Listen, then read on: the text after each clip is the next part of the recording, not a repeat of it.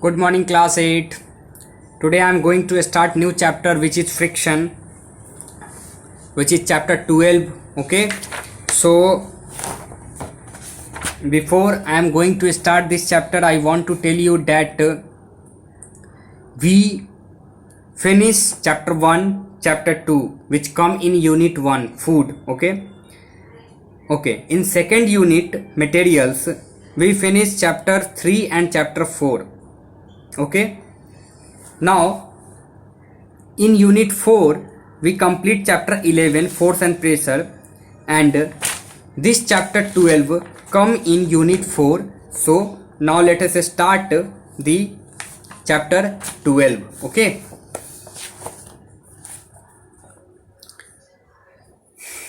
you will already read about the force of friction. We experience friction in many ways in our daily life.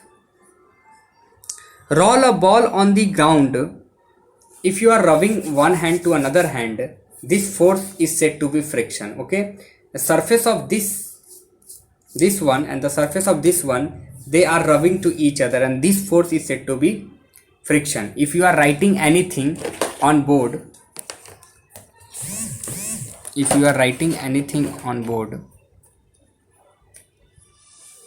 like that, so the surface of this one, this marker, and the surface of board, they both are interact on each other, and such force are said to be frictional force. Okay, it is obvious that this force must be acting in the direction of opposite to the direction of motion. Okay, if the direction of motion is in this direction, then the direction of friction force is in this direction. It is just opposite to the direction of motion.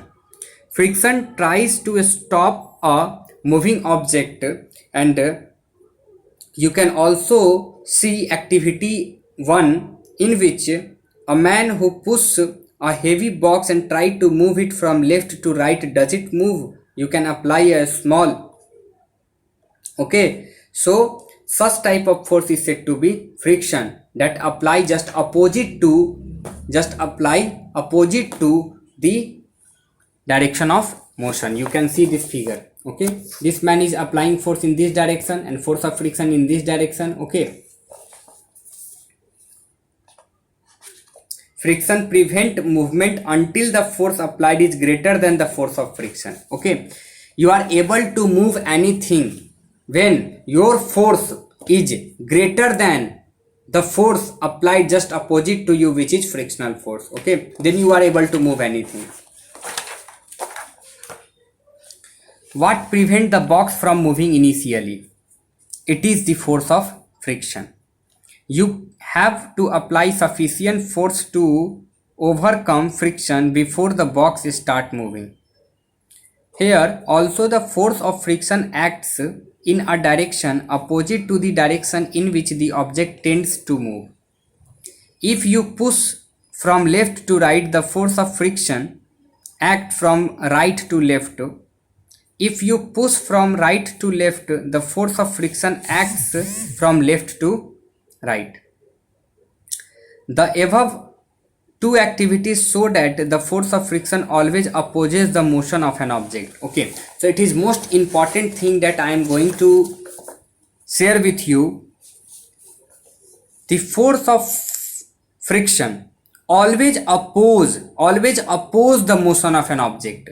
It means that the force of motion is just opposite to the force of friction, or we can also say that the force of friction applied just opposite to the force of motion. It means that friction, the force of friction always oppose the motion of an object. It tends to stop a moving object. It also tends to prevent a stationary object from moving. We can therefore say that friction is a force that slows down moving object or prevent a stationary from moving. They are said to be frictional force. Okay, I repeat, friction is a force that slow down moving object or prevent a stationary object from moving. Okay, let us discuss about a most important question, which is what cause friction. You have been seen the friction is a contact force. Obviously it is a contact force, it is a contact between a marker and board. It's a contact between marker and board. Okay, so it is a contact force. It acts when one surface move or try to move on other surface. Observe the surface of a table with a powerful magnifying lens. You will notice that it is a rough and very small irregularities in the form of groove and reeds. So if you are able to walk on road, if you are able to write anything else on board, it seemed like flat, it seemed like slippery, it seemed like a smooth, but it is not. If you magnify, if you see by microscope, you see some irregularities that help to produce friction between two objects,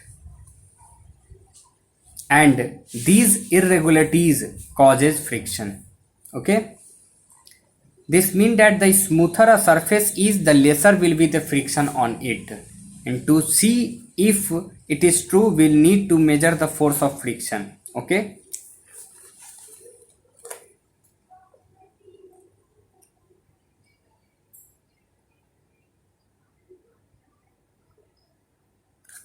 see, there is two figure is given, this one and this one. Okay, so figure number 12.3, you can observe it how contact between a smooth surface and a rough surface is shown in figure 12.3a, and how contact between two smooth surfaces are given in figure 12.3b. Okay, do we understand now why a ball roll on a smooth surface will travel a longer distance before coming at rest than when rolled over a rough surface?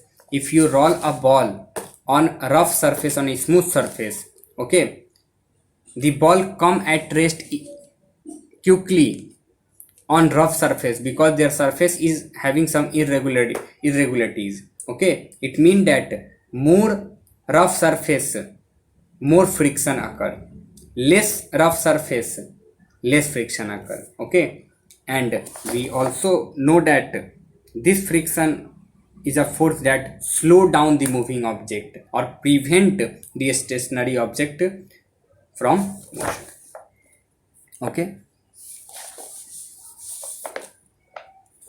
you can see activity 3, dependence of friction on how hard the surface press together. Okay, when two objects come in contact, each and every object applying force on each other, applying force on each other.